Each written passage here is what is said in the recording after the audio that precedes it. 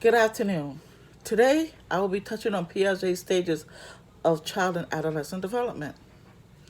You may wonder why this is important. Piaget did not just study a child's physical development, he focused on their cognitive development as well. A child's cognitive ability determines if he or she can understand what is being taught in the classroom. The following are Piaget's four stages of development. One is our sensory motor stage from birth to 2 years of age. Two is our preoperational stage, which ranges from 2 to 7 years of age. Third is the concrete operational stage, which is approximately from 7 to 11 years of age. And our formal operational stage, which is from 11 to adulthood. Now, these stages are especially important in assisting educators when instructing their students. In the sensory motor stage, the child interacts basically with his or her environment. Through sensory motor, the child goes through a stage of touching, tasting, hearing, and motion.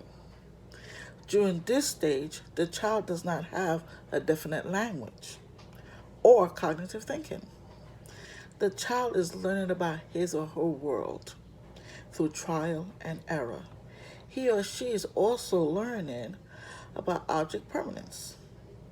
This is the understanding that an object still exists even though it may not be present. During this stage, a child understands that when they cry, someone will come. During this time, the educator can assist the child by introducing the child to objects he or she can play with. Although the child may not understand, he or she can learn that something is soft, something is hard, the difference in texture from something that's rough to maybe even the feeling of fur. Okay. They also begin to identify their parents and their caretaker during this period. The child learns by using all of his or her senses. He or she is learning to crawl, to stand, to walk, and making unrecognized sounds, attempting to mimic what is heard. Most people refer to these sounds as babbling. This is an indicator that language is developing. Routine is particularly important at this stage of development. When children have difficulty during this stage, it can affect development within the other stages. The child development is usually tracked through observation by the parents, family members, and medical providers. And during this stage, it's important for the caretakers and the educators to interact with the child at the child's level.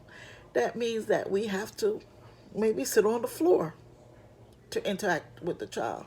So we have eye contact, which is very important. Eye contact or lack of is also important in telling whether or not a child has some form of developmental delay. The next stage is our preoperational stage. The child is becoming more independent and is learning through doing. Okay? For instance, they take a square block and they put it into the square hole. When they try to put it in a round hole, they will realize it don't fit. And they will continue to try. And this is learning by doing. You may have heard the phrase, I can do it myself, or I want to do it. Language development is improving. We can understand more of their speech. Depending on their environment, their vocabulary begin to increase, along with the use of imagination during play. They're also egocentric, very self absorbed. The world revolves around them. They can compare themselves to others. During this stage, children are learning to put names to objects and language is developing. They should be able to group things together which are similar. Students, when given a series of pictures, should be able to put the pictures in sequential order. Okay? Play and interaction with the environment is very important at this stage. Through play, they learn to interact with others positively and they learn about different aspects within their own environment. Play in the classroom can be used to teach colors, numbers, shapes, and comparison between things. Words are attached to objects during this stage. They should be given the opportunity to interact with games, objects, and books. It is at this stage that children should be introduced to print. As teachers, we are helping the child to understand the relationship between letters and sounds. They must learn phonemes, which is a unit of sound that distinguish one word from another in a language. They can learn different sight words at this time, such as cat, hat, mat, and so on. These steps prepare the students for reading and increase their language bank. Children who are read to and whose family interact with them verbally are more likely to excel in reading than those children with a limited language bank. When instructing these children, the teacher encourages critical thinking by asking the student questions during their regular routine. Okay. When instructing these children, the teacher, in reading stories, can ask them, what do you think might happen next? Okay. This enables the child to start thinking about sequential events. What will happen? As in the sensory motor stage, when children have difficulty during this stage, it can affect development within other stages. We as teachers must be aware of any difficulty a student may have. There are many children with disabilities within the school system, including children who will remain egocentric all their lives. Instruction for these children must be adjusted for learning to take place. Extensive repetition, models, videos, hands-on one-on-one instruction is usually the key in instructing these children. The use of all senses is important in teaching all children. Concrete operational stage. Children begin to use logic and gain understanding of principles such as numbers, math, and length. Okay. The student is able to read a book, write a report, paraphrasing what's in that book. They should be able to cite main ideas and predict what may happen next. They're not thinking in the abstract yet. Instructors can assist the student in developing his or her abstract thinking by using open-ended questions. E.g., what may happen? Why do you think the boy was not happy? Or have the students compare stories or events in academic texts, such as modeling, experiments, projects can also foster abstract thinking when paired with open-ended questions. Now, next, you have the formal operational stage, when thinking becomes more adult-like, more logical. Some individuals refer to this as thinking outside the box. Students should be able to analyze academic readings and form their own opinions and cite examples to reinforce their opinion. They can reflect on what is learned, make changes, and reach an answer.